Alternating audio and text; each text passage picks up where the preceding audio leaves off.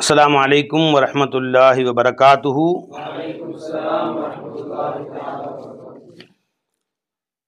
இப்போ நாம் சிராஜி பாடம் ஓதுகிறோம் இன்ஷா அல்லாஹ் தஆலா. இந்த கிதாப் அஷேக் சிராஜுத்தீன் முஹம்மது இப்னு அப்துர் ரஷீத் அஸ்-சஜாவந்தியுல் ஹனஃபி அவர்கள் எழுதிய இந்த கிதாப் இது. இந்த கிதாபில் இல்முல் மீராஸ், அதாவது வாரிசுரிமை சட்டங்கள், இஸ்லாத்தில் வாரிசுரிமை சட்டங்களை பற்றி படிக்க போகிறோம் இன்ஷா அல்லாஹ்.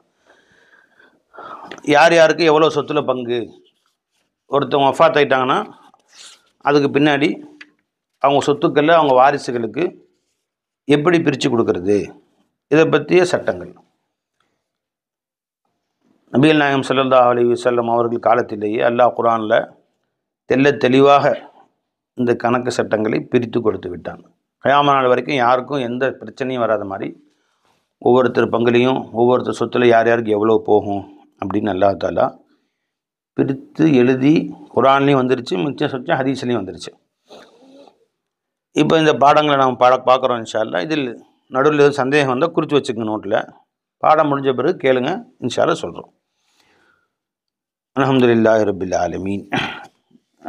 இல்முல் மீராஸில் நிறைய கிதாபுகள் எழுதப்பட்டிருந்தாலும் சுருக்கமாகவும் அனைத்து விஷயங்களையும் உள்ளடக்கியதாகவும் இந்த இல்முல் மீராஸுடைய கிதாபு, சிராஜியுடைய கிதாபு இருக்கிறதுனால நம்ம ஹனஃபி மதுஹபுடைய எல்லா மதரசாக்களிலும் இதைத்தான் வைத்திருக்கிறார்கள்.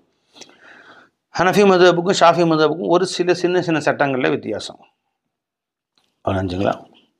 ஹனஃபி மதுஹப்லேயே அபு ஹனீஃபா ரஹ்மத்துல்லாஹி அலைஹி, அபு யூசுஃப் ரஹ்மத்துல்லாஹி அலைஹி, அபு முஹம்மது ரஹ்மத்துல்லாஹி அலைஹி மத்தியில் ஒரு சிறு பிரிவு சட்டங்கள், அசல் சட்டங்கள் குர்ஆன் ஹதீஸ் சொல்லப்பட்டது, அதில் எந்த வித்தியாசமும் வராது. இப்போ அல்லாஹ் தஆலா தந்தை காரில் ஒன்றுன்னு சொன்னோம், அதில் யாரும் எந்த வித்தியாசமும் எடுத்துக்கொள்ள மாட்டாங்க. சொல்லப்படாத குர்ஆன் ஹதீஸில் இல்லாத விஷயங்களை கியாஸ் எடுக்கிற பொழுது இவங்க ஒரு சின்ன கருத்துக்கள் சொல்லுவாங்க, அவங்க சில கருத்துக்கள் சொல்லுவாங்க. நினச்சிங்களா? அவ்வளோதான், சின்ன சின்ன வித்தியாசங்கள். குர்ஆன் ஹதீஸில் கூறப்படாத சட்டங்களை பற்றி வருகிற நேரத்தில் பிரிவு சட்டங்களில், நாதிரான என்றைக்காவது நடக்கக்கூடிய சட்டங்களில் அல்லாஹ் ஜல்ல ஷானஹு தஆலா குர்ஆனில் நமக்கு மிக தெளிவான முறையில் இந்த சட்டங்களை விவரித்து சொல்லியிருக்கிறான். யூசிக்குமுல்லாஹு ஃபி அவுலாதிக்கும் லிذக்கரி மிஸ்லு ஹவ்தில் உன்ஸயைன் என்ற ஆயத்தில் அல்லாஹ் தஆலா, நீண்ட ஆயத்து. இந்த ஆயத்தில் அல்லாஹ் ஜல்ல ஷானஹு தஆலா ஒரு 3 ஆயத்தில் குர்ஆனில் வாரிசுரிமை சட்டங்களை தெளிவாக சொல்லியிருக்கிறான்.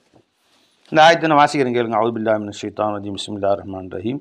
யூசிக்குமுல்லாஹு ஃபி அவுலாதிக்கும் லிذக்கரி மிஸ்லு ஹவ்தில் உன்ஸயைன் ஃபஇன் குன்ன நிசாஅன் ஃபௌக ஸனத்தைனி ஃபலஹுன்ன சுலுஸா மா தரக். இது சூரத்து நிசாவில் வரக்கூடிய 11வது 12வது ஆயத்து, 176வது ஆயத்து, மொத்தம் 3 ஆயத்து. இந்த ஆயத்தை எடுத்து நீங்கள் பார்த்துங்க. கடைசியில் 176வது ஆயத்தில் யஸ்தஃப்தூன குலில்லாஹு யுஃப்தீக்கும் ஃபில் கலாலா அந்த ஆயத்து. இந்த 3 ஆயத்துலேயும் அல்லாஹ் தஆலா மிக தெளிவாக வாரிசுரிமை சட்டங்களை சொல்லுகிறான். சில ஹதீஸ்களையும் வருது. பெருமானார் சொன்னாங்க சொல்லலாம், தஅல்லமுல் ஃபராயில் வ அல்லிமூஹா அன்னாஸ் ஃபஇன்னஹா நிஸ்ஃபுல் இல்ம். ஃபராயிலுடைய சட்டங்களை கற்றுக்கொள்ளுங்கள், மக்களுக்கு அதை கற்றுக் கொடுங்கள், அது இல்மிலே பாதி என்று சொன்னார்கள் நாயகம் ஸல்லல்லாஹு அலைஹி வஸல்லம். ஏன்னா வாழும் காலத்தில் தேவைப்படக்கூடிய இல்மு ஒரு பாதி, மௌத்தா போன பின்னாடி தேவைப்படக்கூடிய இல்மு ஒரு பாதி, இல்லை இல்முல ஒரு பாதி என்று சொல்லியிருக்கிறார்கள். ஃபராயில் என்று இதுக்கு ஏன் பேர் வந்துச்சு? இல்முல் ஃபராயில் என்று. ஃபரீலத் அப்படின்னு சொன்னால் ஃபரீலத்தும் மினல்லா, அல்லாஹு தஆலா கொடுத்த பங்குகள். ஃபரீலத்துக்கு ஒரு அர்த்தம் என்னங்க? பங்குகள். ஒரு அர்த்தம் கடமை, கது ஃபரலல்லாஹு அலைக்கும் அப்படின்னா ஃபரல் கடமைன்னு ஒரு அர்த்தம் இருக்குது. ஃபரலான தொழுகை அப்படிங்கிற மாதிரி, கடமையாகிய தொழுகை அப்படின்னு. ஃபரீலத்துக்கு இன்னொரு அர்த்தம் பங்குகள். ஃபரீலத்தும் மினல், அந்த ஆயத்திலே அல்லாஹ் ஜல்ல ஷானஹு தஆலா ஆயத்துடைய கடைசியில் அல்லாஹ் சொல்லும்போது ஃபரீலத்தும் மினல்லா, இது ஃபரீலத்தும் மினல்லா இன்னல்லாஹ கான அலீமன் ஹகீமா. இது அல்லாஹ் ஜல்ல ஷானஹு தஆலாவுடைய பங்கு பிரிவுகள், அல்லாஹ் பிரித்து கொடுத்தவை அப்படின்னு அர்த்தம் ஃபரீலத்துன்ற வார்த்தை. அதனால் இல்முல் ஃபராயில், யார் யாருக்கு எவ்வளவு பங்கு பிரித்து கொடுக்க வேண்டும் என்ற பங்கை பற்றிய பாடம் இல்முல் ஃபராயில் என்றும் சொல்லப்படும். இல்முல் மீராஸ், வராசத்து சொத்து, அதாவது விட்டு சென்ற சொத்துக்களை பிரித்து கொடுக்கிற, இறந்து போனவர் விட்டு சென்ற சொத்துக்களை பிரித்து தருகிற வாரிசுரிமை சட்டம் என்றும் இதற்கு சொல்லப்படும். நினைஞ்சுங்களா? சரி, இப்போ ஆரம்பத்தில் சில சட்டங்களை, சில விளங்க வேண்டிய விஷயங்களை நம்ம பட்டியல் மாதிரி இங்கே கொடுத்துருக்கோம். இதை நீங்கள் இந்த கிதாப் உள்ளது தான் இது உங்களை வாயால் விளக்க சொல்லிடுறோம் இன்ஷா அல்லாஹ். இந்த கிதாபை சொல்லி விளக்கங்கள் சொல்லி முடித்த பின்னாடி தேவைப்பட்டால் இன்ஷா அல்லாஹ் அதுக்கு பின்னாடி கிதாபை ஃபஸ்ட்டு வாரத்தை வாசித்து அடுத்து சொல்லுவோம் இன்ஷா அல்லாஹ். சரியா? இப்போது ஒருத்தர் வஃபாத் ஆகிட்டார், ஒருத்தர் மௌத்தா போயிட்டார். இப்போ அவருடைய சொத்துக்களை என்ன செய்கிறது, எப்படி பிரித்து கொடுக்கறது அப்படின்னு கேள்வி. அதில் 4 வகையாக 4 தர்தீப் முறைப்படி 4 வகையாக செய்யணும். ஒன்று என்ன செய்யணும்னு கேட்டால், அவருடைய வஃபாத்தானவருடைய தக்ஃபீன் தஜ்ஹீஸ். ஃபஸ்ட்டுனா முதல் தரிக்கத்துல் மையத்து விட்டு சென்ற சொத்துக்கள். தரிக்கா அப்படின்னு அர்த்தம் என்ன? மையத்து விட்டு சென்ற சொத்துக்கள் அப்படின்னு அர்த்தம். அதை 4 வகையாக 4 முறையில் பிரித்து கொடுக்கணும். முதல்ல தக்ஃபீன் தஜ்ஹீஸு, 2வது தைனு, 3வது வசியத்து, 4வது வாரிசு. அது என்ன அப்படின்னு தெரிஞ்சுக்குவோம். தக்ஃபீன் அப்படின்னா தக்ஃபீனு தஜ்ஹீஸ். தக்ஃபீனா கஃபன் இடுவதுன்னு அர்த்தம். கஃபன் இடுவது. தஜ்ஹீஸ் அப்படின்னா அவரை அடக்குவ தயார் செய்துன்னு அர்த்தம். ஜஹஸ யுஜஹிஸு தஜ்ஹீஸ் அப்படின்னா. தஜ்ஹீஸ் என்றால் மரணித்தவரை அடக்கம் செய்வதற்கு உண்டு எல்லா வேலையும் தஜ்ஹீஸ்னு சொல்லலாம். அது தக்ஃபீனும் உள்ளே அடங்கிடும். கஃபன் இடுவது, குளிப்பாட்டுவது, கபர் வெட்டுவது, ஜனா தொழுகை வைப்பது, சுமந்து செல்வது, படுக்க வைக்கிறது, எல்லா சட்டங்களும் தஜ்ஹீஸில் வந்துடும். இருந்தாலும் தக்ஃபீன் 2 வார்த்தை கொடுக்குறாங்க. தஜ்ஹீஸ் 1 வார்த்தை கூட போதுமானது தான். அப்போ ஒருத்தர் மூத்தா போயிட்டாருன்னா முதல்ல அவருடைய சொத்துக்களில் எவ்வளோ பெரிய கோடீஸ்வரர் இருந்தாலும் சரி, ஏழையாக இருந்தாலும் சரி, அவர் என்ன விட்டு போயிருக்காருன்னு பார்க்குறோம். அவருடைய கஃபன் தஃபனை அவருடைய காசில் செய்யணும். 1 லட்சம் விட்டு போயிருக்காரு. கஃபன் தஃபனுக்கு எவ்வளோ செலவாகுது? நடுத்தரமான செலவு. மின் கைரி தபுதீரியும் வலா தக்தீர். வீண் விரையும் செய்யக்கூடாது, கும்ப கஞ்சத்தனமும் செய்யக்கூடாது. இப்போ கஃபன் துணி சாதாரணமாக மக்கள் எவ்வளோ எதுவும் வாங்குறாங்க. சாதாரணமாக காட்டன் துணி வாங்குவாங்க. 1 மீட்ரு 50-60 ரூபா சொல்லுவாங்க. மையத்துக்கு எப்படியும் ஒரு 10 மீட்டர் தேவைப்படுது அப்படின்னு சொன்னால் ஒரு 500 ரூபா, மீறி போனால் 1000 ரூபாய்க்குள்ளே முடிச்சிடலாம். இல்லைன்னா உயர்ந்த துணி, விலை உயர்ந்த மீட்டர் 1000 ரூபாய்க்குள்ள துணி கூட விற்க தான் செய்கிறாங்க. அந்த மாதிரி துணி 10 மீட்டர் 10,000 ரூபா ஆகும். அப்படி வாங்கினா அவசியம் இல்லை. எங்கள் உள்ளே தானே வைக்க போகிறோம். அதுக்கு ஆஹா கஞ்சத்தனம் பிடிச்சி கசம் பிடிச்சி வீணாக போன பழைய துணி 100 ரூபாய்க்கு அப்படி தரணும், மொத்தமே 100 ரூபா அப்படி வேணும் அவசியம் இல்லை. அதான் வீண் விரையும் செய்யக்கூடாது, கஞ்சத்தனமும் செய்யாமல் நடுத்தரமான முறையில். ஆனால் அடக்கம் செய்கிறதுக்கும் ரொம்ப இஸ்ராஃப் செய்யாமல் சாதாரணமாக ஒரு மையத்தை அடக்கம் எவ்வளோ அந்த ஊரில் செலவாகுமோ அந்தளவு செலவு செய்ய வேண்டும். இது அவருடைய சொத்தில் செலவு செய்ய வேண்டும், அவருடைய காசு இருக்கக்கூடிய காசில். விளைஞ்சுங்களா? இப்போ அவர்கிட்ட காசு இல்லைன்னா பைத்துல் மால் பொறுப்பேற்றுக்கொள்ளும். மூத்தா போய்ட்டு அனாதையாக மூத்தா போய்ட்டார், அவர்கிட்ட 1 பைசா இல்லைன்னா மூத்தாகும். அவர் பைத்துல் மால் பொறுப்பேற்றுக்கொள்ளும். சரி, ஒருத்தர் மூத்தா போய்ட்டார், அவருடைய வாரிசுகள் யாரோ ஒருத்தர் என் தகப்பனாருக்கு எல்லா செலவும் நானே பார்த்துக்கிறேன்ட்டார், என் செலவில் பார்த்துக்கணும், சந்தோஷமாக செய்யலாம், தப்பு இல்லை. அவர் காசு எடுக்கணும்னு ஒன்றும் கட்டாயம் கிடையாது. புரிஞ்சுங்களா? அவர் விட்டு போன சொத்துக்களில் அவர் கஃபன் தஃபன் செய்வது முதல் கடமை. கஃபன் தஃபன் செய்வது எவ்வளோ ஆகுமோ. சில ஊர்கள் இப்போ நம்ம ஊரில் கபர்ஸ்தானில் காசு வாங்குறதில்ல, அடக்கம் செலவுக்கு மட்டும் ஒரு 500-1000 வாங்கிட்டு விட்டுறாங்க. இப்போ லண்டன் போன்ற ஊர்கள்லாம் ஒருத்தர் கஃபன் அடக்கம் செய்யணும்னு சொன்னால் கபர்ஸ்தானை காசு கொடுத்து வாங்கணும். ஒரு கபர்ஸ்தான் வாங்குறதுக்கு 5 லட்சம் 6 லட்சம் எனக்கு ஒரு கபருக்கு இடம் வாங்குறதுக்கு. அதனால் சில பேர் மூத்தா போகிறதுக்கு முன்னாடி தனக்கு இடம் வாங்கி வச்சுருவாங்க. கவர்மெண்ட்டில் நம்ம காசு கட்டணும், கட்டினா தான் நமக்கு இடம் ஒதுக்கி கொடுப்பாங்க. அந்த இடம் கிராமத்து வரைக்கும் நமக்கு தான், அது வேறு அடக்கம் பண்ண மாட்டாங்க. அந்த இடத்துல அடையாளம் மட்டும் வச்சுக்கலாம், அந்த இடத்துல பேர் எழுதி வச்சுக்கலாங்க. காசு கொடுத்து வாங்கி வச்சு இந்த இடத்த ஒரு கபர்ஸ்தானம் ஒரு இடத்த வாங்கணும். அப்போ கபர்ஸ்தான் தீர்ந்தோன்னா வேறு கபர்ஸ்தான் பார்ப்பாங்க. அப்படியே வச்சுருக்கதாக கேள்விப்பட்டேன். ஒரு சில ஊரில் அந்த மாதிரி இருக்குது. அப்போ 5 லட்சம் 6 லட்சம் இவர் காசுன்னு எடுத்து செலவு பண்ணணும். முந்தைய வாங்கி வச்சிட்டாருன்னா அதை செலவு பண்ணிக்கலாம். கஃபன் தஃபன் முதல்ல நம்ம அவருடைய சொந்த காசில் செலவு செய்ய வேண்டும். குடும்பத்தில் யாராவது ஒரு செலவு செஞ்சுட்டாங்கன்னா கூட அவர் காசில் பங்கு பிரிக்கும் போது என்ன கஃபன் தஃபன் இவ்வளோ செலவு செஞ்சுருக்கேன் கொடுங்க அப்படின்னு கேட்டு வாங்கிக்கலாம். சரியா? சரி, இது முதல் செலவு. 2வது தைன் பிக்குல்லில் மால். அடுத்து ஒரு கஃபன் தஃபனை முடிச்சாச்சு, அடக்கம் பண்ணோன்னா இப்போ அவர் காசில் முதல்ல நம்ம எடுத்து யாரும் பிரிச்சக்கூடாது. கடன் விட்டு போயிருக்கார விசாரிக்கணும். அவர் யாருக்கும் தர வேண்டிய கடன் இருக்கா? முந்திலாம் பழக்கமே ஜனாதிபதி தொழுகைக்கு முன்னாடி அறிவிப்பு செய்வாங்க, இவர் யாருக்கும் கடன் விட்டு செஞ்சுருக்காரா, யாருக்கும் காசு தரணுமா, 1 ரூபா தரணும்னு சொல்லுங்கள். இது ரசூல் ஸல்லல்லாஹு காலத்துலேருந்து பழக்கம் இருக்குது. பெருமானார் ஸல்லல்லாஹு அலைஹி வஸல்லம் இந்த மாதிரி யாரும் ஜனாதிபதி தொழுகை வந்துச்சுன்னா கேட்பாங்க, இவர் யாருக்கும் காசு தர வேண்டியிருக்கா அப்படின்னு. இல்லைன்னு சொன்னால் தொழுகை வைப்பாங்க ஸல்லல்லாஹு அலைஹி வஸல்லம். ஆமாம், எனக்கு இவ்வளோ தரணும், உனக்கு இவ்வளோ தரணும்னு சொன்னாங்கன்னா, என்னப்பா அதுக்குரிய காசு பணம்லாம் இருக்கா அப்படின்னா, வாரிசுகள் அப்பா சொத்து விட்டு போயிருக்கிறாரு, அந்த தோட்டம் இருக்குது, அது விற்று நாங்கள் காசு கட்டிடுறோம், சரி அப்படின்னு தொழுகை வைப்பாங்க. ஆச்சுங்களா? ஒரு சில நேரங்களில் எதில் அவர்கிட்ட எந்த காசுமே இல்லை, அவர் காசை கட்டுறதுக்கு எதுவுமே இல்லை, வழி இல்லை அப்படின்னு சொன்னாங்கன்னா ஸல்லல்லாஹு அலைஹி வஸல்லம் யாரும் பொறுப்பேற்றுக்கிறீங்களா அப்படின்னு கேட்பாங்க. சில பேர் நான் பொறுப்பேற்றுக்கிறேன் அப்படின்னு சொல்லுவாங்க. அண்ணனோ தம்பியோ சின்னதா பெரியதா யாராவது நாங்கள் பொறுப்பேற்றுக்கிறோம் அப்படின்னு சொன்னாங்கன்னா பெருமானம் தொழு வைப்பாங்க. இல்லை கடனை வந்து விட்டுட்டு போயிருக்காருன்னா வேறு எந்த வழியும் இல்லைன்னா பெருமாள் நீங்கள் தொழு வச்சுங்கன்னு போயிடுவாங்க சொல்லலாம். இப்போ கடன் விட்டு போகிறது அவ்வளோ பெரிய தப்பு. ஏன் கடன் விட்டு போகிற? கடன் வாங்கி அதுக்குரிய ஏற்பாடும் செய்யாமல் நீ மொத்த படம் தப்பு இல்லையா அப்படின்னு சொல்லிட்டு இல்லை சார் நீங்கள் போங்கன்னு போயிடுவாங்க ரசூலுல்லாஹி அலைஹி வஸல்லம். அப்போ ஒருத்தர் மொத்த பணம் கஃபன் தஃபன் ஃபஸ்ட்டு, ரெண்டாவது எதுவும் கடன் வெட்டி போயிருக்காரா எல்லா கடனையும் சுத்தமாக அடைச்சிடணும். அவர் கையில் எவ்வளோ காசு விட்டு போயிருக்காரோ மொத்த காசு. சரி காசுலாம் தீர்ந்து போயிடுச்சு. 5 லட்ச ரூபா வீட்டில் காசு வச்சிருந்தாரு, தீர்ந்து போச்சு. நகை நட்டு இருக்கு அதை விற்றுக்கணும். எல்லாம் வித்தியா வீடு இருக்குல்ல வீட்டை விற்று காசு கடனை கட்டணும். 50 லட்சம் கடன் விட்டு போயிருக்காரு, வீடு 50 லட்சம் போகணும்னு சொன்னால் விட்டு கட்டிட வேண்டியதுதான். ஆச்சுங்களா? நான் தோட்டம் விட்டு போயிருக்காரு, ஒரு 1 கோடி ரூபாய்க்கு போகும், கடன் 50 லட்ச ரூபா. 1 கோடி தோட்டத்தை விற்று கடன் 50 லட்சம் கட்டிட்டு மிச்ச காசு தான் வாரிசுகள் பங்கு பிரிச்சுக்கலாம். சரியா? சரி. ரெண்டாவது கடன் முழு காசில் செலவு பண்ணி கட்டிடணும். அதுக்கு மூணாவது கடனும் கட்டின பின்னாடி அது காசு மிச்சம் இருந்தாலும் கடனே இல்லை காசு இருக்குது அப்படின்னு சொன்னால் அவர் எதுவும் வசியை செஞ்சுருக்காரா, உயிர் எழுதி வச்சுருக்கிறாரா அப்படின்னு பார்க்கணும். யாருக்கும் சொல்லியிருக்கிறாரா வசியத்தை? பள்ளிவாசலுக்கு கொடுக்க சொல்லியிருக்கிறாரு, இந்த மதரசாவுக்கு ஒரு வீடு கொடுக்க சொல்லியிருக்கிறாரு, 50 லட்ச ரூபா மாதம் கொடுக்க சொன்னார் அப்படின்னு சொன்னால் இப்போ என்ன செய்யணும்னா அதில் 3ல் 1 பங்கு மட்டும் அவர்கிட்ட இருக்கக்கூடிய காசில் 3ல் வசாயாகும் இந்த சுலுசிமா பக்கியம் என பாதத்தை கடனுக்கு பின் மிச்சம் இருக்கக்கூடிய காசில் 3ல் 1 பங்கில் நாம் வந்து ஏன்னா அல்லாஹ் குர்ஆனில் ஒவ்வொரு இடத்துல சொல்லுகிற போது மிபாதி வசியத்தி யூசாபிஹா உதைன் கடனுக்கு பின்பு அவர்கள் செய்த வசியத்துக்கு பின்புன்னு நல்லா சொல்கிறோம். அப்போ முதல்ல கடன், ரெண்டாவது வசியத்து, இது ரெண்டையும் நிறைவேற்றிய பின்பு தான் நாம் காசை பங்கிடலாம். நினச்சிங்களா? வசியத்து வந்து 3ல் 1 இப்போ 1 தான். உதாரணமாக ஒருத்தர் சொத்தே 1 கோடி தான், அவ்வளோ இருக்குது, கடன் கூட இல்லாமல் 1 கோடி கையில் இருக்குது.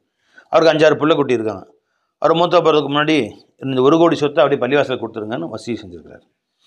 இப்போ 1 கோடியும் பள்ளிவாசல் கொடுத்துட்டா வாரிசுகளுக்கு எதுவும் கிடைக்காது, 1 பைசா கூட அவங்க பிள்ளை குட்டிகளுக்கு கிடைக்காது. இப்போ என்ன செய்யணும்னு கேட்டால் 3ல் 1 பங்கு மட்டும், 1 கோடியில் 3ல் 1 பங்குனா 33 லட்சம், அதை மட்டும் கொடுத்துட்டு மிச்சம் 37 லட்சம் 36 லட்சத்தை வந்து 66 லட்சம் இருக்குல்ல அதை பிரிச்சுக்கலாம். 3 கோடி விட்டு போயிருக்காரு, 1 கோடி மட்டும் அத்தனையும் கொடுக்க சொன்னாலும் கூட 1 கோடி தான் கொடுக்கலாம். 3 கோடியில் 1 கோடி மட்டும் பள்ளிவாசலுக்கு மாரிசா கொடுத்துட்டு மிச்சம் 2 கோடியை அவங்க வாரிசுகள் முறைப்படி அவர்கள் பிரித்து கொள்ள வேண்டும். இப்போ 3ஐயும் முடிச்சாச்சா? 4வது தான் மிச்சம் உள்ள காசுகளை வாரிசுகள் பிரித்து கொள்ள வேண்டும், அவங்களுக்கு பின்னாடி உள்ள வாரிசுகளுக்கு கிடைக்கும். அஞ்சவை இப்போ 4 முறைப்படி செய்யணும். ஃபஸ்ட்டு தஃபன், ரெண்டாவது கடன், 3வது வசியத்து, 4வது வாரிசு. இது மொய்யத்துடைய பணங்களை பிரித்து கொள்ளக்கூடிய முறை. சரி, இப்போ 4வது வந்துருச்சு வாரிசுகளுக்கு வந்துருச்சு காசு. கடன் தஃபன் முடிச்சாச்சு, அடக்கம் பண்ணியாச்சு, கடனையும் கொடுத்தாச்சு, வசியத்தை நிறைவேற்றியாச்சு. வசதி இல்லையா பிரச்சனை இல்லை, வசதி செஞ்சுருந்தா கடன் நிறைவேற்றும், எல்லாம் முடிஞ்சு. இப்போ கடைசியாக வந்து வாரிசுகளுக்கு கொடுக்க வேண்டியது ஒரு 10 கோடி இருக்குது. இதை 10 கோடி எப்படி பிரித்து கொடுக்குறது அப்படின்னா அதுக்கு 10 வழிமுறை இருக்குது யார் கொடுக்கணும் அப்படின்னு. முதல்ல அஸ்ஹாபுல் ஃபராயில்.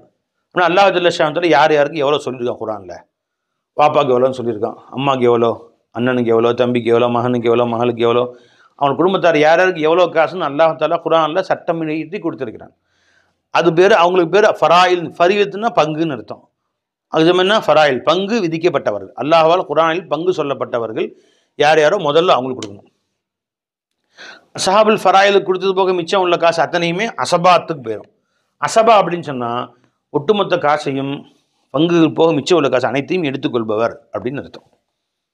உதாரணமாக அசபாக்களுடைய பாடம் வேண்டி வருது, அது யார் யார் அசபான்னு சொல்லுவோம். அசபானா அவருடைய நேரடி வாரிசு, மையத்துடைய நேரடி வாரிசுன்னு அர்த்தம் வச்சுங்க. யார் யார் அசபா? மகன் ஃபஸ்ட்டு அசபா, 2வது தந்தை, 3வது சகோதரன், 4வது சின்னத்தா பெரியத்தா. சின்னத்தா இந்த 4 பேர், இப்னு, அபு, அஹு, அம்மு 4 பேர் வருவாங்க. அது சம்மந்தமாக பின்னாடி விளக்கம் வரும் உங்களுக்கு, நினச்சிங்களா? இந்த அசபாத்துகளுக்கு போயிடும். அசபாத்துன்னு சொன்னால் அவர் நேரடி வாரிசுகள். பங்கு அல்லாஹ் கொடுத்துருக்கான் சில பேருக்கு, அவங்களுக்கு பங்கு கொடுத்த பின்னாடி மிச்சம் உள்ள எல்லா காசும் யாருக்கு போயிடும்? அசபாக்களுக்கு போயிடும். நினச்சிங்களா? உதாரணமாக அம்மாவுக்கு 6ல் 1 அல்லாஹ் சொல்லியிருக்கான், 6ல் 1 கொடுத்தாச்சு, மிச்சம் எவ்வளோ இருக்கும்? அப்போ 6 கோடினா 1 கோடி போகும், மிச்சம் எவ்வளோ இருக்கும்? 5 கோடி. 5 கோடி மகன் இருக்கார், ஒரே ஒரு பையன், அவருக்கு போயிடும். அவர் மிச்சம் 5 கோடி முழுசாக எடுத்துக்குவார். வேறு யாருமே இல்லைன்னா சொத்து முழுசும் அவருக்கு போயிடும். மகன் ஒரே ஒரு மகனாக இருக்கார், வேறு யாருமே இல்லை, மூத்தா பொண்ணு இருக்குன்னா 1 கோடி விட்டு போயிருக்காரு, 1 கோடி யாருக்கு போயிடும்? மகனுக்கு. முழு சொத்தும் அவருக்கு போயிடும். ஃபராயில் இல்லைன்னா முழு சொத்தும் அசபாக்களுக்கு போயிடும். முதல்ல அஸ்ஹாபுல் ஃபராயில் அல்லாஹ் யார் யாருக்கு எவ்வளோ நிர்ணயம் செய்திருக்கிறானோ அதை கொடுக்கணும். அதுக்கு அடுத்தது வந்து அசபாக்களுக்கு போகும். சரி, அசபாக்கள் இருக்கு, அதுலேயும் முறை இருக்குது. அசபாத்து நசபியா. நசபு அப்படின்னு சொன்னால் இப்போ குழந்தை, அதாவது குடல் வழி ஜனங்கள் அப்படின்னா சொந்த பந்தங்கள், நேரடி சொந்த பந்தங்கள், இரத்த பந்தங்கள்னு சொல்கிறோம்ல, தந்தை மகன் அப்படி இரத்த பந்தங்களுக்கு வம்சாவளி தொடர்பு உள்ளவர்களுக்கு அசபத்து நசபியான்னு பேர். அசபத்து நசபியானா யாருங்க? நேரடியாக அவருக்கு பிறந்த பிள்ளைகள், பையன் இல்லாட்டி பேரன், வாப்பா இல்லைன்னா அவங்களோட அப்பா, சகோதரன் இல்லைன்னா சகோதரனுடைய மகன், அம்மு சின்னத்தா பெரியத்தா, இவங்கெல்லாம் நேரடி இரத்த பந்தம், இரத்த உறவுகள், இரத்த பந்த உறவுகள் அப்படின்னு சொல்லுவாங்க. இவங்க தான் முதல்ல கொடுக்கணும். இப்போது அசாபுல் ஃபராயில் கொடுத்தது பார்க்க மிச்சம் இருந்து யாரை கொடுத்துருவோம்? சரி, ஒருத்தருக்கு அசாபுல் ஃபராயில் யாரும் இல்லை, அசபத்து நசபியாவும் யாரும் இல்லை, ஒருத்தர் மூத்த பெற்ற சொந்த பந்தங்களே ஒருத்தரும் இல்லை. இப்போ என்னங்க செய்கிறது அப்படின்னு கேட்டால், அவர் சொத்தை என்ன பண்ணுறது? கோடி கிலோ சம்பாரிச்சார், கல்யாணம் முடிக்கல, பிள்ளை குட்டியும் இல்லை, யாரும் இல்லை, யாருக்கு கொடுக்குறது அப்படின்னா 3வது கட்டம் அவர் சொத்து யாருக்கு போகும் அப்படின்னா மார்க்கம் எல்லாம் தெளிவாக வரவேற்று வச்சிருக்கு. 10 பேர் 10 வாரிசு இருக்கிறாங்க அவருக்கு. இப்போ அசபாத்து சபபியாவுக்கு போகும். அசபாத் சபபியான யார்? உரிமையை விட்ட எஜமான். அதாவது இப்போ தான் நம்ம இடத்துல அடிமை அந்த பழக்கம் இந்த காலத்தில் இல்லாமல் போயிடுச்சு. ஒரு 50 வருஷத்துக்கு முன்னாடி வரைக்கும் இருந்துச்சு. 1940 வரைக்கும் அடிமை பழக்கம் முழு உலகத்தில் இருந்துச்சு. காலத்துக்கு முன்னாடி இருந்து, இன்னும் சொல்லப்போனால் ஆதி காலத்திலிருந்து அடிமை பழக்கம் இருந்துச்சு. ஒரு ஊரை போய் கைப்பற்றுறாங்க, போர் செய்கிறாங்க அரசர்கள் அப்படின்னா அந்த ஊரை கைப்பற்றி அந்த ஊரை ஃபுல்லாக பிடிச்ச பண்ணி அந்த ஊர் மக்கள்லாம் அடிமையாக்கி கொண்டு விற்றுருவாங்க எல்லாத்தையும். இப்போ ரஷ்யா உக்ரைன் மேல் போர் தொடுக்குறாங்க, உக்ரைனை பிடிச்சிட்டாங்கன்னு வச்சுங்களேன், உக்ரைனுடைய அரசராக ரஷ்யாக்காரர் ஆயிடுவார், ரஷ்யா நாட்டு ராஜா ஆயிடுவார். அந்த மக்கள்லாம் பிடிச்சி போய் விற்றுருவார், கடையில் எல்லாத்தையும் கொண்டு போய் அடிமையாகிடுவாங்க. இப்படி பழக்கம். இப்போ 1940 2ஆம் உலக போருக்கு பின்னாடி மொத்த ஐநா சபை எல்லாம் மொத்த உலக நாடுகளும் கூடி இனிமேல் நம்ம நாட்டில் யாருமே அடிமைகளாக வாங்கக்கூடாது. அப்போ போர்களை பிடிக்கப்பட்ட கைதிகள் என்ன செய்யுதுன்னு ஒரு பிரச்சனை வந்துச்சு. கைதிகளை மாற்றிக்கொள்ளலாம். அதாவது இப்போ உக்ரைன்காரங்களை கைதியாக ரஷ்யா பிடிச்சாங்கன்னா எங்கள் நாட்டு கைதிகள் உங்கள்கிட்ட எவ்வளோ பேர் இருக்கிறாங்க, 2 பேரும் மாற்றி இவங்களை அனுப்பிச்சுக்கிறோம், அவங்கள நீங்கள் அனுப்பிச்சி விடுங்க, இப்படி மாற்றிக்கொள்ளலாம். இல்லையா அதுக்கு ஒரு ஃபைன் போட்டு வாங்கி விட்டுறலாம். ஒரு அடிமைகள் எங்கள்கிட்ட இவ்வளோ பேர் இருக்கிறாங்க ஜெயில் கைதிகள், ஒப்பந்தம் பேச்சுவார்த்தை நடத்தி அதுக்கு நாங்கள் ஒரு 10 கோடி கொடுத்துறோம், விட்டுறலாம் மொழி. அடிமைகளை வைக்கக்கூடாதுன்னு சட்டம் போட்டு அதோட உலகத்தில் அடிமைகளே ஒழிக்கப்பட்டுருச்சு. அது வரைக்கும் அடிமைகள் இருந்தாங்க. எங்கே பார்த்தாலும் எப்படி நம்ம ஆடு மாடு சந்தைகள் இருக்கோ, காய்கறி சந்தைகள் இருக்கோ, அடிமை சந்தைகள் இருக்கும். அப்போ என்ன செய்வாங்கன்னா அடிமைகளை விற்பனை வாங்கவே செய்வாங்க. இப்போ ஒருத்தர், இப்போ ஜெயித் என்பவர் வரைஞ்சுங்களா, சல்மான் என்பவரை வாங்கியிருந்தார் காசு கொடுத்து. அப்புறம் உரிமை விட்டார், சல்மான் உரிமை ஆகிட்டார். இப்போ சல்மானுக்கு பேர் உரிமை விடப்பட்ட அடிமை, அப்து. ஜெயித் யாருங்க? முதலாளி. இப்போ சல்மான் போய் கோடிக்கணக்காக காசு சம்பாதிக்கிறார், உரிமை விடப்பட்ட பின்னாடி வியாபாரம் செஞ்சு பணக்காராயிட்டார். கல்யாணம் முடிக்கல, பிள்ளை குட்டிலாம் இல்லை. இப்போ அவர் மூத்தா போயிட்டார். இந்த சொத்துக்கு வாரிசுகள் யாருமே இல்லை. அவருக்கு பிள்ளை குட்டியும் இல்லை, அம்மா அத்தா யாருன்னு தெரியல, எங்கே போயிட்டாங்கன்னு தெரியல, யாரும் இல்லை. இப்போ என்ன செய்யணும்? அந்த சொத்துலாம் உரிமை விட்டார் எஜமான் யார்? ஜெயிது. அவருக்கு போயிடும். அவர் தான் அசபா. இப்போ அவர் அசபாத்தே சபபியா, உரிமை விட்டதுக்காக வேண்டி உள்ள அசபா. ஏன் சபபுன்னு சொல்கிறாங்க? அடிமை வாழ்க்கையே ஒரு மையத்து மாதிரி, உரிமை விட்டு தான் சுயமாக உயிர் வந்த மாதிரி. ஏன்னா அடிமையாக இருக்கிற வரைக்கும் அவர் சுயமாக எந்த வேலையும் செய்ய முடியாது. எஜமானுடைய அடிமையாக இருக்கும் காலத்திலலாம் சொந்தமாக சம்பாதிக்க முடியாது, சொந்தமாக கல்யாணம் முடிக்க முடியாது, சொந்தமாக எங்கேயும் போக முடியாது, வர முடியாது. ஒரு வீட்டில் கட்டி போட்டிருக்கிற ஆடு மாதிரி தான் அவர். அந்த மாதிரி தான் மதிப்பு கொடுத்துருந்தாங்க. இப்போ உரிமை விட்டோன்னா அவர் முழு சுதந்திரம் வந்துடுது, முழு மனிதனாக இப்போ தான் ஆகிறார் அவர். இப்போ உயிர் வர்ற மாதிரி, உயிர் கொடுத்த தந்தை தாய்க்கு மாதிரி அந்த மதிப்பு உயிர் கொடுத்த உரிமை விட்ட எஜமானுக்கு இருக்கிறது. அதனால் அவருக்கு தந்தையுடைய ஸ்தானத்தில் அவர் கருதப்படுவார். அவருக்கு தந்தை என்ற அடிப்படையில், உயிர் கொடுத்த தந்தை என்ற அடிப்படையில் அவருக்கு அந்த பங்கு சொத்தெல்லாம் அவருக்கு போயிடும். யாருக்கு? சல்மானுடைய சொத்தெல்லாம் யாருக்கு போயிடும்? ஜெயிதுக்கு போயிடும். ஜெயித் என்பவருக்கு போயிடும். சரி, இப்போ ஜெயிதும் இல்லை. அப்போ என்ன செய்யறதுங்க? இப்போ ஜெயித் என்பவர் இவர் எஜமான், ஜெயித் என்பவர் எஜமான். இவருடைய அடிமை யாருங்க? சல்மான். இப்போ சல்மான் தான் மூத்த பெற்றார். சல்மான் மூத்த பெற்றோன்னா அவர் சொத்துலாம் எங்கே இருக்கும்? இப்போ ஜெயிதுக்கு போயிடும்னு சொன்னோம். ஜெயிது எஜமான் ஏற்கனவே மூத்தா போயிட்டார், வயசாயிரி. இவர் உரிமை விட்ட ஒரு எஜமான் முன்னாடியே மூத்தா போயிட்டார். சல்மானுடைய சொத்துக்கள் இப்போ ஜெயிதுக்கு கொடுக்கலாம் பார்த்தா ஜெயிது மூத்தா போயிட்டார். இப்போ என்னங்க செய்யறது? சல்மானுக்கு மனைவி மக்களும் இல்லை, பிள்ளைக்குட்டியும் இல்லை, எங்கேயோ கைது பண்ணி நாடாக அடிமைகளை விற்று மாற்றி கொண்டு வருவாங்க. அமெரிக்காவில் கைது பண்ணியிருப்பாங்க, அங்கே வந்து ரஷ்யாவுக்கு போயிருப்பார், ஜப்பானுக்கு போயிருப்பார், எங்கே யார் அப்பா யார் மகன்னு தெரியவே தெரியாது. இப்போ அம்மா அத்தாவும் இல்லை. இப்போ சொத்தை எங்கே கொண்டு போகிறார்? சல்மான் வந்து இன்றைக்கி 50 கோடிக்கு சொத்துக்கு அதிபதி. இது இறந்து போயிட்டார். ஜயிது வீட்டுக்கு கொண்டு போனால் ஜயிது மூத்தா போயிட்டார். இப்போ என்ன செய்யறதுன்னா, ஜயிதுடைய அசபாக்கள் இருப்பாங்கள்ல, குடல்வாய், அவருடைய இரத்த பந்த உறவுகள், அவங்களுக்கு கொடுக்கணும். அதாவது அசபத்துல் மௌலா, மௌலானா உரிமை விட்ட எஜமான்னு பேர். இந்த உரிமை விட்ட எஜமானுடைய அசபாக்கள், அவருடைய இரத்த பந்த உறவுகள் இருப்பாங்க, அவங்க மகன் இருப்பார், அவருக்கு கொடுத்துட வேண்டியது. அல்லது அவருடைய வாப்பா இருப்பாங்கள்ல, அவங்கள்ட்ட போகணும். அல்லது அவருடைய அண்ணன் தம்பிங்க, அல்லது அவருடைய சின்னத்தா பெரியத்தா பிள்ளைங்க, அண்ணன் தம்பி பிள்ளைங்க யாராவது இருப்பாங்களே, இவருடைய இரத்த பந்த உறவுகள் இருப்பாங்கள்ல, அவங்கள்ட்ட போய் சேர்ந்துடும். அதான் மூணாவது அசபத்துல் மௌலா, உரிமை விட்ட எஜமானுடைய அசபாக்களுக்கு போய் சேர்ந்துடும். சரியா? சரி, அவங்களும் யாரும் இல்லை, ஜயிதும் போயிட்டாரு, ஜயிதுக்கும் அண்ணன் தம்பி யாரும் இல்லை, ஒத்தையா வந்து அவரும் மூத்த போயிட்டார். இப்போ சல்மானின் சொத்துக்களை என்ன செய்யறது? அவரும் யாரும் இல்லை அப்படின்னா, அஸ்ஹாபுல் ஃபராயில்னு முந்தி சொன்னோம்ல, ஒருத்தர் மூத்தாயிட்டாருன்னா அஸ்ஹாபுல் ஃபராயில், யாருக்கு எவ்வளோ பங்கு நல்லா சொன்னான். உதாரணமாக அப்துல் ரஹ்மான் ஒருத்தர் இறந்து போயிட்டார். இப்போ அவருடைய சொத்துக்கள் அம்மா இருந்தாங்க, அம்மாவுக்கு 6ல் 1 கொடுப்போம், வேறு யாரும் இல்லவே இல்லை, அவருக்கு மனைவி மக்கள் யாரும் இல்லை. இப்போ 6ல் 1 யார் கொடுப்போம்? அம்மாவுக்கு. மனைவிக்கு எவ்வளோ கொடுப்போம்? மனைவிக்கு குழந்தைங்க யாரும் இல்லைன்னா மனைவிக்கு 4ல் 1 கொடுப்போம். இப்படி ஒவ்வொருத்துக்கும் அல்லா அஸ்ஹாபுல் ஃபராயில்னு சொல்லியிருக்கான். குழந்தை குட்டி யாரும் இல்லைன்னா அம்மாவுக்கு 3ல் 1 போகும் அம்மாவுக்கு. இப்போ அம்மாவுக்கு 3ல் 1 கொடுத்த பின்னாடி மிச்சம் எவ்வளோ இருக்கும்? 3 கோடியில் 1 கோடி அம்மா கொடுத்தாச்சு, மிச்சம் எவ்வளோ? 2 கோடி இருக்குமா இல்லையா? 2 கோடி தூக்கிட்டு அசபா யார் இருக்காங்களா போனோம். அங்கே அசபாவும் யாரும் இல்லை, அசபாத்த சபபியை யார் இருக்காங்களா பார்த்தோம், அவங்களும் யாரும் இல்லை, அசபத்துல் மௌலா இருக்காங்களா அவங்களும் யாரும் இல்லை. இப்போ இந்த 2 கோடி என்ன செய்யணும்னு கேட்டால், மறுபடியும் அவங்களுக்கு கொடுத்துடணும். யாருக்கு? அம்மா கொடுத்துட வேண்டியதான். அம்மாவுக்கு 3ல் 1 கொடுத்தாச்சு, மிச்சம் 2 கோடி வாங்குறதுக்கு ஆள் இல்லை, திரும்ப அவங்கள்ட்ட கொடுத்துடும். அப்போ அம்மாவுக்கு ஒட்டுமொத்த சொத்து 3 கோடியும் யாருக்கு போயிடும்? அம்மாவுக்கு போயிடும். அசபாதுல் ஃபராத். அதான் ரத்து அலா தவில் ஃபுரூதி, பங்கு நிர்ணயிக்கப்பட்டவர்களுக்கே திரும்ப கொடுத்து விடுதல். புரிஞ்சுங்களா? சரி, அவங்களும் யாரும் இல்லைங்க, அம்மாவே இல்லை. இப்போ ஒருத்தர் மூத்தா போயிட்டாரு, அம்மாவும் இல்லை, அசபாவும் இல்லை, ரத்து ஃபுரு எதுவுமே இல்லை, அசபத்துல் மௌலா எதுவுமே இல்லை.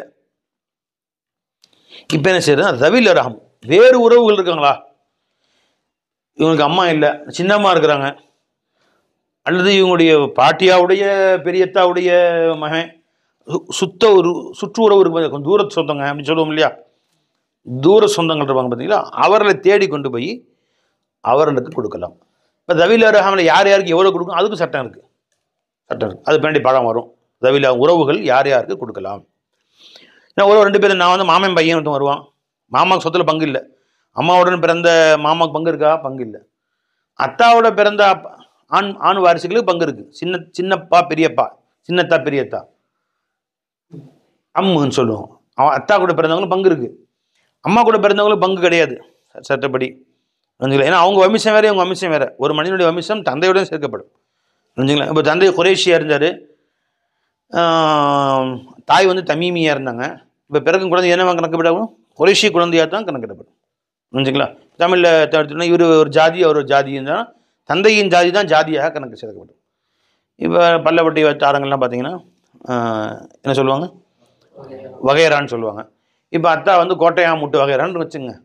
இப்போ தம்பி வந்து குடிசையா அம்மா வந்து குடிசையான் விட்டு வகையறான்னு வச்சுங்க. இப்போ பிறக்கிற பையன் எதில் சேர்க்குவார்? அவர் கோட்டையார் தான். கோட்டையார் குடிசையாரில் சேர்க்க மாட்டுறாங்க. அவர் வந்து கோட்டையார் வகையில் தான் சேர்ப்பாங்க. அந்த மாதிரி தந்தை தான் அசல் வாரிசுகள் தந்தைக்கு. அதனால் வந்து தந்தையுடைய தம்பி வந்து நேரடி அசபால் வந்துடுவாங்க. தாயுடைய தம்பி மாமான்னு சொல்கிறோம்ல, அவங்க வந்து அசபால் வர மாட்டாங்க, தவில் ரஹாமில் வருவாங்க. இப்போ இவங்களாம் யாரும் இல்லைன்னா தவில் ரஹாமுக்கு போயிடும், மாமாவுக்கு போயிடும், மாமா பிள்ளைங்களுக்கு போயிடும். சரிங்க? இது யாருமே இல்லைங்க, தவில் ரஹாமும் இல்லை. இப்போ என்னங்க செய்கிறது? சுத்த அரைஞ்சுங்களா அந்த கொடுங்க ஆச்சுங்களா பை. இப்போ என்ன சொல்லுங்க? ரவில் அர்ஹாம் யாருமே இல்லை. ஒருத்தர் மூத்தா போயிட்டார், எந்த உறவும் இல்லை, அனாதையாக வந்தார். ஒரு ஊருக்கு வந்தார், வியாபாரம் பண்ணார், சம்பாதிச்சார், கோடி கோடி சம்பாதிச்சார், சேர்த்தார், ஆள் போயிட்டார். இப்போ அரபு மக்களில் மௌலல் முவாலாத்துன்னு ஒரு பழக்கம் இருந்துச்சு. முவாலாத் அப்படின்னு சொன்னால் நட்புறவு, வலியும் நண்பர்னு அர்த்தம். முவாலாத்துனா நட்புறவு கொள்ளுதல் அப்படின்னா அந்த மாதிரி அந்த காலத்தில் அரசர்கள் வாழ்ந்த காலத்தில் ஊர் விட்டு ஓடி வருவாங்க. ஒரு ராஜாவுக்கு பயந்து அடுத்த ஊருக்கு போகிறது, அகதிகளாக வர்றது, நாடு கடத்தி நிறைய பேர். அந்த மாதிரி ஊர் விட்டு ஊருக்கு நிறைய நடந்துச்சு. பாஸ்போர்ட்லாம் இல்லாத காலம் அது. இந்த ஊர் பிடிக்கல, நான் இந்தியா பிடிக்கல, நான் போய் பாகிஸ்தானை கூட்டி இருந்துக்குவான் ஒருத்தன். பாகிஸ்தான் பிடிக்கலையா, அங்கேருந்து கிளம்பி சவுதிக்கு போயிடுவான். அங்கே பிடிக்கலையா, அமெரிக்கா போயிடுவான். இப்போ அமெரிக்காவுக்கு நம்ம நினச்ச உடனே போக முடியுமா? நாளைக்கே அமெரிக்கா போகலான்னு இருக்கேன், அது முடியாது. பாஸ்போர்ட் விசாலாம் இருக்குது. அந்த காலத்தில் அப்படி கிடையாது. அமெரிக்கா பிடிக்கலையா ரஷ்யாவுக்கு போயிடுவார். அந்த மாதிரி கிளம்பி போய் உள்ளே போய் தங்கிக்குவார். நாட்டு மக்கள் அந்த மாதிரி பழக்கம் நிறைய இருந்துச்சு. அப்போ என்ன செஞ்சுக்கோன்னா, இப்போ நீ வெளிநாட்டு இந்தியாவிலேருந்து நீ போன அமெரிக்காவுக்கு, ரஷ்யாவிலேருந்து ஒருத்தர் வந்து அமெரிக்கா வந்திருக்காரு. 2 பேரும் கடை வச்சுங்க, பக்கத்து கடை. உனக்கும் எந்த வாரிசும் இல்லை, அவருக்கும் எந்த வாரிசும் இல்லை. நீ மளிகை கடை, அவர் செருப்பு கடைன்னு வச்சுக்கலாம். இப்போ 2 பேரும் ஃப்ரெண்ட்ஸாக இருந்தீங்க, ஒன்றா ஒரு வீடு போய் தங்கியிருந்தீங்க. இப்போ 2 பேரும் பேசிக்குவாங்க, அப்பா எனக்கு எந்த வாரிசும் கிடையாது, உனக்கு எந்த வாரிசும் கிடையாது. எனக்கு உடம்பு சரி நீ பார்த்துக்கப்பா, உனக்கு உடம்பு சரி நான் பார்த்துக்கிறேன். நான் மூத்தா போனால் நீ என்ன ஒழுங்காக அடக்கம் பண்ணு, நீ மூத்தா போனால் நான் அடக்கம் பண்ணிக்கிறேன். நான் மூத்த போனால் என் கடையை நீயும் வச்சுக்கப்பா, சொத்தெல்லாம் நீயும் வச்சுக்கோ. அவர் நான் மூத்த போனால் என் கடை நீ வச்சுக்கப்பா. 2 பேரும் ஃப்ரெண்ட்ஸாக பழகிக்குவோம், மாதிரி பேசிக்குவாங்க. நட்புறவு ஒருவருக்கொருவர் எழுதி வைத்துக் கொள்வார்கள். என் சொத்து உனக்கு, உன் சொத்து எனக்கு, உன்னை நான் கவனிச்சுக்கணும், நீ கவனிச்சுக்கணும் அப்படின்னு. அதே மாதிரி 2 பேரும் நட்பாக ஒன்றா ஆளுவாங்க. இவர் மொத்தா போனால் சொத்துனா அவர் சொத்துலாம் இவருக்கு வந்துடும். இப்போ இவர் மொத்தா போனால் இவர் சொத்துலாம் அவருக்கு போயிடும். அவர் மொத்தா போனால் அவர் சொத்துலாம் இவருக்கு வரும். இப்படி மாற்றி மாற்றி எடுத்துக்குவாங்க. இது முதல் மூவாளர். அப்படி ஒப்பந்தம் செய்திருந்தால் வேறு யாரும் வாரிசு இல்லை, இவ்வாறு ஒப்பந்தம் செய்ததற்கு ஆதாரம் இருந்தால் எழுதி வைத்திருப்பார்களே ஆனால், அல்லது ஊர் மக்கள்கிட்ட சாட்சி வைத்திருப்பார்களே ஆனால், அதை நம்பி அந்த சொத்துக்கள் எல்லாம் பேசி கொள்ளப்பட்ட அந்த நண்பருக்கு ஒப்படைத்து விடலாம். அவங்க பேர் முதல் நண்பர்னு அர்த்தம். ஒப்பந்தம் செய்த நண்பர்கள் அப்படின்னு அர்த்தம். நட்புறவு ஒப்பந்தம் செய்த நண்பர்கள், அவர்களுக்கு கொடுத்து விடலாம். சரிங்க, 7 ஆச்சு. இப்படியும் யாரும் இல்லை அவருக்கு. அவர் யார்கிட்டையும் அந்த மாதிரி ஒப்பந்தமும் பண்ணல. ஆனால் அதே இறந்து போயிட்டார். ஊரில் சொத்து இருக்குன்னா. 8வது அல் முகிர் லஹு பின் நசபி அலல் கைரி அப்படின்னு ஒருத்தர் இருக்கிறார். அது யாருங்க அது அப்படின்னு கேட்டிங்கன்னா, இவர். இப்போ ஜயித் என்ற ஒரு மனிதர் இருக்கிறார்.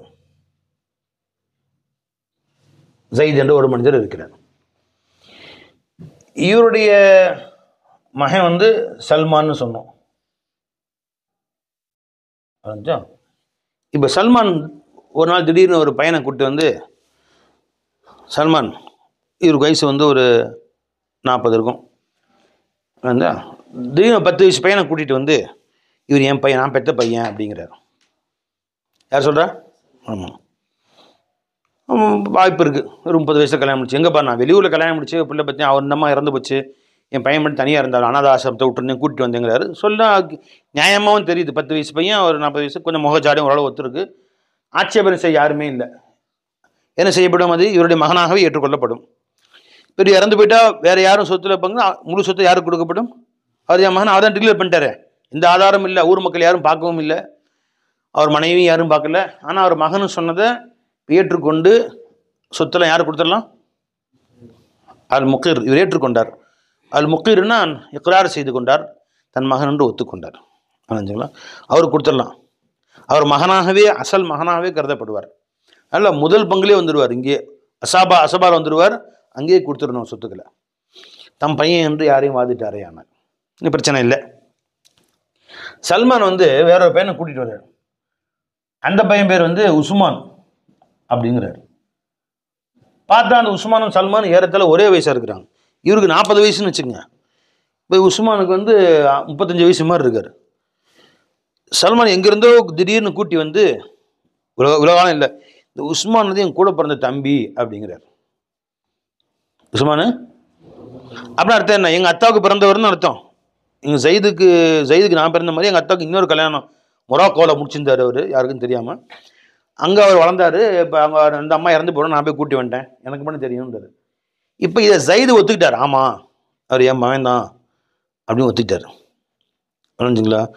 ஒத்துக்கிட்டா என்ன ஆயிருன்னு கேட்டால், இவரும் ஒத்துக்கிட்டாரு, அவரும் ஒத்துக்கிட்டார். அப்போ உஸ்மான் உண்மையிலேயே இந்த சல்மானுக்கு தம்பியாக ஆயிடுவார்.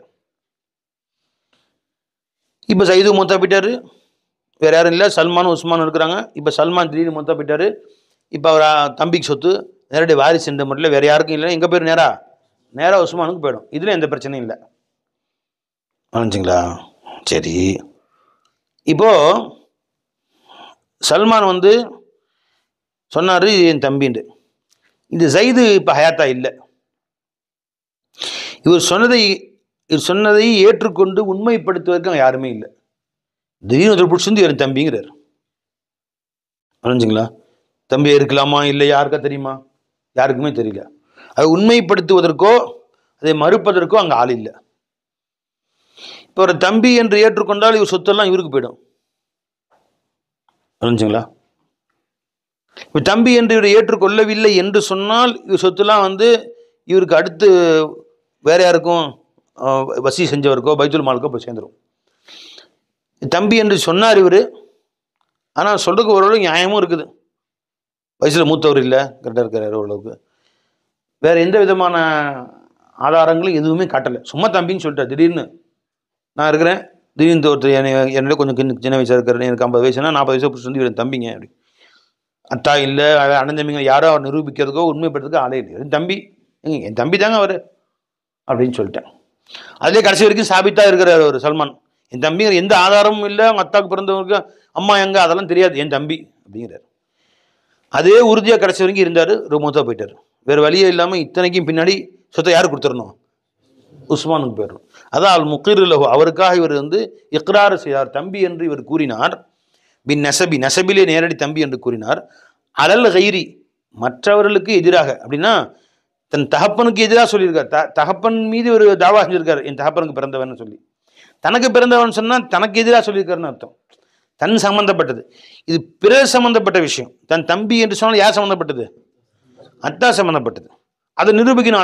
அத்தா இப்போ இல்லை. அல்லது ஒருத்தர் என்னுடைய சின்னத்தாங்க உஸ்மான் என் சின்னத்தாங்கிறார். இப்போ யார் சம்மந்தப்பட்டது? இது என் சைதுக்கு தம்பிங்கிறாரு. அப்படின்னா தாத்தா சம்மந்தப்பட்டது. தாத்தா சொல்லணும், ஆமாம் எனக்கு பிறந்தவன் தான் அவன், நான் மொரீஷியஸ் தீவில் கல்யாணம் முடிச்சேன் ஒரு தடவை போயிருந்தபோது அப்படின்னு சொல்லணும். அப்படிலாம் இங்கே சொல்கிறதுக்கு யாருமே இல்லை. அப்போ இன்னொருத்தருக்கு சம்மந்தப்பட்டதை இவர் இப்போ சொல்லுகிறார். அதை மறுப்பதற்கோ ஏற்றுக்கொள்வதற்கோ சரியான ஆதாரங்கள் இல்லை.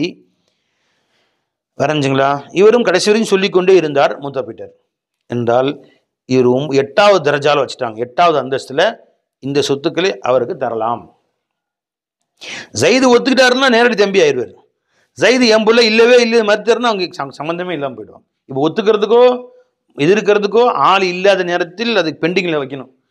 இவர்கள்லாம் யாரும் இல்லாட்டி கடைசியில் அவர் கையில் கொடுத்துடலாம். தம்பி என்று ஓரளவு ஏற்றுக்கொண்டு கொடுத்துடலாம். இதுதான் அல் முகீர் லஹு பின் நஸபி அல் கைர். சரி, அந்த மாதிரி யாரையும் சொல்லவும் இல்லைங்க. இப்போ என்னங்க செய்யுது அப்படின்னு கேட்டால், இப்போ தான் கடைசி 9வது அல் மூசா லஹு பி ஜமீஇல் மால். அவர் என் சொத்துக்கள் 50 கோடி இருக்குது, 50 கோடி பள்ளிவாசுக்கு எழுதி வச்சிருங்கன்னு சொன்னால் என்ன சொல்லுவோம்? முந்தி என்ன சொன்னோம்? 3ல் 1 தான் வசி. இங்கே சொன்னோம் இல்லையா, தக்ஃபீன் தெய்வம் வசியத்து 3வது. இப்போ இந்த 4வது வாரிசு தான் 10 பிரிச்சிருக்கிறோம். 3வது 3ல் 1 கொடுக்க சொன்னோம். 30 கோடி வச்சிருக்காரு, 10 கோடி கொடுத்துட்டோம். மிச்சம் எவ்வளோ இருக்குங்க? மிச்சம் 20 கோடி இருக்கு இல்லையா? 20 கோடி தூக்கிட்டே சுற்றணும். இங்கே யார் இருக்காங்களா? சாபுல் ஃபராயில் இருக்கிறாங்களா? 2 3 வருஷம் யாரும் இல்லைங்க. கடைசி யாரும் இல்லையா? அந்த மிச்சம் உள்ள 20 கோடி எங்கே கொண்டு போய் கொடுத்துடணும்? அதே பள்ளிவாசல் கொடுத்துட வேண்டியது. மூசா லஹு பி ஜமீல். யாருக்கு சொன்னாரோ, பள்ளிவாசல் இல்லை, அவர் யாரோ ஒரு அனாதை விடுதிக்கு சொல்லியிருக்கிறாரு. அல்லது யாரோ தன் பக்கத்து வீட்டுக்காரன் மேலே முகப்பத்தாக அவர் பழகிருக்கிறாரு. என் பக்கத்து வீட்டுக்காரனுக்கு என் சொத்தெல்லாம் கொடுத்துருங்க எழுதி வச்சுட்டாரு, வசியை செஞ்சுட்டாரு. என்ன ஆயிரும்? எல்லா சொத்துக்குமே பக்கத்து வீட்டுக்காரனுக்கு போயிடும். யாருக்கு சொன்னாரோ அவருக்கு போயிடும். சரிங்க, அந்த மாதிரி யாருக்கும் வசியத்தும் செய்யவும் இல்லை. திடுப்புன்னு மூத்தா போயிட்டார் ஒருத்தர். சொத்துக்கள் வாங்குறதுக்கு இந்த 9மே யாருமே இல்லை. இப்போ என்ன செய்யறது? அந்த சொத்தை பைத்துல் மாலில் சேர்த்துரும், ஊர் பொது சொத்தில் சேர்த்துரும். இப்போ அந்த காலத்தை பொறுத்த வரைக்கும் பைத்துல் மால் என்று அரசர்கள் வைத்திருந்தார்கள். அரசாங்க பொது சொத்து என்று அது அரசருடைய கட்டுப்பாட்டில் இருக்கும். அது அரசருக்கு கட்டுப்பாட்டில் இருக்கும். அதை எடுத்து அவர் ஏழை மக்களுக்கு செலவு செய்வார். இப்போ எங்கே போகும்? பிரதமர் நிதிக்கா? அது போகவே கூடாது. அதுக்கு எங்கே போகணும்னு தெரியாது. பிரதமர் நிதிக்கு உள்ளே போச்சுன்னா அது எங்கே போகணும்னு தெரியாது, யார்கிட்ட போகுதுன்னு தெரியாது. அதுக்கெலாம் போய் சேராது. பைத்துல் மால்னா அந்த ஊருடைய பொது சொத்து. ஊர் தலைவரை ஒப்படைச்சிட வேண்டியது. இப்போ பள்ளிவாசல் இருக்கும், பள்ளிவாசல் தலைவர் ஒப்படைச்சிட்டு அதை அவர் மஞ்சள் சேர்த்து பள்ளிவாசலுடைய செலவுகளுக்காக வேண்டியோ அல்லது அந்த மஹல்லாவை சேர்ந்த ஏழை மக்களுடைய செலவுகளுக்காக வேண்டியோ அதை பயன்படுத்தி கொள்ளலாம். காசு பணங்களை பயன்படுத்தி நிலம் பணம் வந்தால் மஸ்ஜித் கட்டிக்கலாம், மாசா கட்டிக்கலாம். அவங்கள்ட்ட அவங்க ஹேண்ட் ஓவர் பண்ணிடணும் பைத்துல் மால். இது 10வது. புரிஞ்சுங்களா? இவ்வாறாக ஒருத்தன் சொத்துக்களை இந்த மாதிரி 10 முறையிலே பிரித்து கொடுக்கலாம் என்று மார்க்கம் சொல்லுகிறது. சரிங்க, இப்போ பிரித்து கொடுக்கும் விஷயத்தில் சில விஷயங்கள் இருக்கு. என்னன்னு கேட்டால், இப்போ ஒருத்தர் மூத்தா போயிட்டார், ஒரு மகனுக்கு கொடுக்கலாம் தான். ஒரு தம்பிக்கு பங்கு போகுமா? போகும். ஆனால் 4 விஷயங்கள் சொத்தில் பங்கு பிரிவதை தடுக்கும். அர்ரிக்கு வல் கத்லு இஹ்திலாஃபு தீன் இஹ்திலாஃபு தார். இந்த 4ம் சொத்துக்கள் பிரித்து கொடுப்பதை தடுக்கும். புரிஞ்சுங்களா? ரிக்னா என்ன? அடிமை. அடிமை அதாவது ஒருத்தர் தகப்பன் இருக்காரு, ஜெயித் எடுத்துக்குவோம். திரும்ப ஜெயிதுக்கு வந்துடுவோம். ஜெயித் இருக்கிறாரு, அவர் மகன் சல்மான் இருக்காரு. இப்போ ஜெயிது வந்து நம்ம நாட்டில் இருக்கிறாரு. அவர் மகன் சல்மான் எதிரிகள் வந்து போரிட்டு கைப்பற்றி கொண்டு போய் அடிமையாக்கிட்டாங்க. இப்போ ஒரு அடிமையாக இருக்கிறார், ஜெயித் சுதந்திரமானவனாக இருக்கிறார், மகன் அடிமையாக இருக்கிறார்.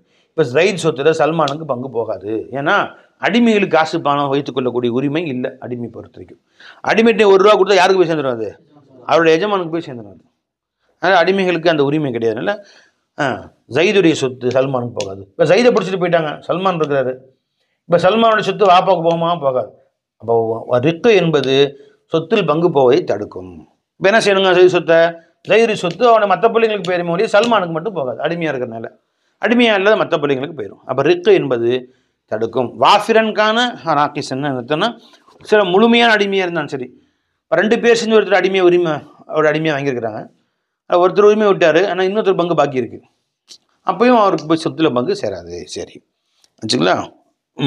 அடுத்தால் கத்தில், கொலை. ஜெயிது சல்மான் எடுத்துங்க. இப்போ சல்மான் வந்து ஏதோ ஒரு கோவத்தில் வாப்பா கொண்டுட்டார், பாப்பாவே கொலை பண்ணிட்டாருன்னு வச்சுங்களேன். வச்சுங்களா? இப்போ வாப்பா சொத்து மகனுக்கு வராது, ஏன்னா சொத்துக்காக கொலை செய்திருப்பார். அதனால் சல்மானுடைய வாப்பா சொத்து மகனுக்கு கிடைக்காது. வச்சுங்களா? சரி. அல் கிசாசு அல் கஃபாரா, கடமையாக கூடிய கொலைனா அம்தன் வேண்டுமென்றே கொலை ஆயுதங்களால் கொலை செய்திருந்தால் அது வேண்டுமென்று செய்த கொலை. அதுக்கு பழிக்கு பழி வாங்கி பாப்பாவை கொண்டதுனால பையனை கொலை செஞ்சிடணும். இதுக்கு பேர் கிசாஸ், பழிக்கு பழி வாங்குது. தவறுதலாக நடந்த கொலை, வண்டி ஓட்டினாரு, வண்டி போய் இடிச்சிருச்சு, தெரியாத்தனமாக இடிச்சிருச்சு, பாப்பா இறந்து போயிட்டார். இது தவறுதலாக நடந்த கொலை. இவர் ஆக்சிடென்ட் பண்ணிட்டாரு, கொண்டு போய் வண்டி மகன் ஓட்டு பண்ண போய் இடிச்சிச்சு, கம்பத்தில் இடிச்சு பாப்பா இறந்து போயிட்டார், பையன் பொழைச்சிக்கிட்டாரு.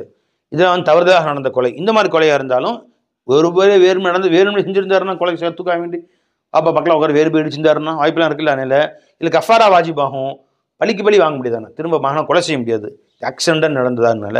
ஆனாலும் சொத்துல பங்கு கிடைக்காது. பாப்பாவை கொலை செய்த மகனுக்கு சொத்தில் பங்கு கிடைக்காது. 3வது இஃப்திலாஃபு தீன், மார்க்கம் மாறுபட்டிருந்தால். அல்லாஹ் பாதுகாப்பானாங்க.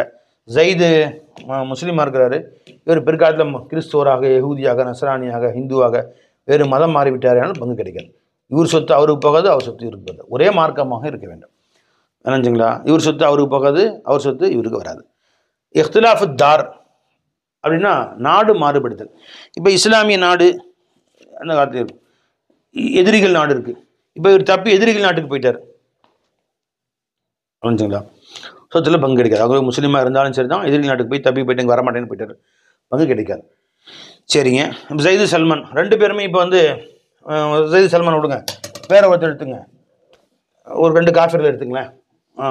ஒருத்தன் பேர் வந்து மிஸ்டர் கே, ஒருத்தர் பேர் மிஸ்டர் எக்ஸு. 2 ஒரே மாதிரி இருக்கா? எக்ஸ் ஒய்னு வச்சுக்கோங்க. இவர் எக்ஸு, அவர் ஒய், இவர் மகன்.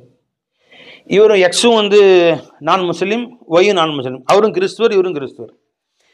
அறிஞ்சுங்களா? ஆனால் இவர் வந்து கிறிஸ்துவ நாட்டில் இருக்கிறார், பிரான்ஸில் இருக்கிறார். இவர் ஜெர்மனில் இருக்கிறார், அவர் வேறு நாட்டில் இருக்கிறார். இஸ்லாமிய சட்டப்படிக்கு நம்மகிட்ட கேட்டால் 10 தானம் கொடுப்போம். இவர் சொத்து அவருக்கு போகாது, அவர் வேறு நாடு, இது வேறு நாடு, இவர் சொத்து அவருக்கு போகாது. 2 வேறு வேறு நாடுனால. சரி. எக்ஸு வந்து பிரான்ஸில் இருக்கிறார், இந்த ஒய் வந்து இஸ்லாமிய நாட்டில் சவுதி அரேபியாவில் இருக்கிறார். ஆனால் ஒய் சவுதி அரேபியாவில் திம்மியாக இருக்கிறார். இப்போ இஸ்லாமிய நாட்டில் நான் முஸ்லீம்ஸ் வாழ்கிறாங்கன்னா அங்கே அனுமதி வாங்கிட்டு அங்கே பெர்மனண்ட் ரெசிடென்சி, அதுக்கு என்ன சொல்லுவாங்க, அங்கே பிஆர் கார்டு வாங்கிட்டு அம்னு வாங்கிட்டு அதான் அங்கே வாழணும். அங்கே அதுக்குரிய முறைப்படி வரி செலுத்திட்டு வாழணும். அப்போ வாழ்ந்தாரும் அவர் அந்த நாட்டுக்கு ஒரு பிரஜையாக கணக்கிட மாட்டார். வெளிநாட்டு பிரஜை, அங்கே வசிக்கக்கூடிய வெளிநாட்டு பிரஜை, என்ஆர்ஐன்னு சொல்லுவாங்க, வெளிநாட்டு பிரஜையாக கணக்கிடப்படுவார். அப்போ அவர் சொத்து இவருக்கு கிடைக்காது, இவர் சொத்து அவருக்கு கிடைக்காது. சரி. இந்த சவுதி அரேபியாவில் ஒய் இருக்கிறார், அந்த நாட்டிலேயே அவர் வந்து அனுமதி வாங்கி அங்கே வாழ்ந்துருக்கிறாரு. எக்ஸு வந்து ஃப்ரான்ஸில் இருக்கிறார், அங்கேருந்து அவர் வந்து சவுதி அரேபியாவுக்கு வராரு. ஒரு மாதம் விசா மட்டும் வாங்கிட்டு, இப்போ ஒரே ஊரில் தான் இருக்கிறாங்க. அப்படின்னா ஊர் ஒன்றா இருந்தாலும் இவர் பிரஜையாக இங்கே திம்மியாக இருக்கிறார், இந்த நாட்டு பிரஜை ஏற்றுக்கொள்ளப்பட்டிருக்கிறார். அவர் வந்து விசா வாங்கிட்டு வந்திருக்கிறார். அவர் முஸ்தமின், இவர் திம்மி. இவர் சொத்து அவருக்கு போகாது, அவர் சொத்து அண்ணன் அத்தா மகனாக இருந்தாலும் சரி இவர் சொத்து அவருக்கு போகாது, அவர் சொத்து இவருக்கு வராது. ரெண்டு பேரும் மாற்றி மாற்றி இருப்பார்களே, ஆனால் ஒருவர் சொத்து அடுத்தவருக்கு போகாது. சரிங்களா? புரிஞ்சுங்களா? இப்போ இந்த 4 வகையில் சொத்தில் பங்கு நிறுத்தப்படும். இதுபால் மானியல் இரிஸ், வாரிசுரிமை சட்டத்தை தடுக்கக்கூடிய விஷயங்கள் அப்படின்னு இதை விளங்கணும் ஆரம்பத்தில். இப்போ அடுத்து குர்ஆனில் யார் யாருக்கு எவ்வளோ அல்லாஹ் ஜல்ல கொடுத்துருக்குறான் அப்படிங்கிறதுக்கு முன்னாடி இந்த கணக்கை விளங்கிங்க கொஞ்சம். நிஸ்ஃபுனா பாதி, அங்கெல்லாம் 1 ரூபாவில் 50 காசு அப்படிங்கிற மாதிரி, 10 ரூபாவில் 5 ரூபா, 100 ரூபாவில் 50 ரூபா, ரூபுனா 4ல் 1,